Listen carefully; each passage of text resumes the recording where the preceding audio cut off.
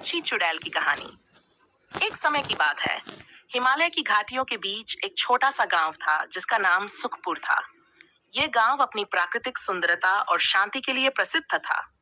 लेकिन गांव के पास के जंगल को लोग भूतिया जंगल कहते थे। कहा जाता था कि उस जंगल में एक चुड़ैल रहती है जो वहां जाने वाले किसी भी व्यक्ति को गायब कर देती है। गांव के लोग उस जंगल से डरते थे, लेकिन सच्चाई ये थी कि वहां रहने वाली चुड़ैल, जिसका नाम चंद्रिका था, एक अच्छी आत्मा थी। वह किसी को नुकसान नहीं पहुंचाती थी। गांव के लोग उसकी बातों से चकित थे। उन्होंने पूछा, तुम हमारी मदद क्यों करना चाहती हो? चंद्रिका ने मुस्कुराकर कहा, क्योंकि मैं भी कभी इस गांव की ही थी। जब मैं मर गई तो मुझे इस जंगल का रक्षक बनाया गया। मैं सिर्फ अच्छाई फैलाना चाहती हूँ। फिर चंद्रिका ने गांव वालों को पास के पहाड़ों पर स्थित एक झरने के बारे में बताया, जहां से पानी लाकर वे अपने खेतों को सींच सकते थे। उसने अपनी जादुई शक्तियों से गांव वालों के लिए रास्ता आसान बना दिया और पानी का प्रवाह गांव की ओर मोड़ दिया।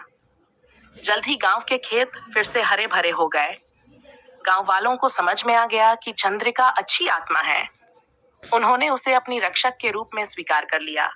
अब सुखपुर में कोई भी चंद्रिका को चुड़ैल नहीं कहता था। वह जंगल की देवी के नाम से जानी जाने लगी। वह हमेशा गांव और जंगल की रक्षा करती रही और सुखपुर फिर से खुशहाल हो गया। बाहरी रूप से किसी को मत आंकिए, सच्चाई को समझने की कोशिश कीजिए।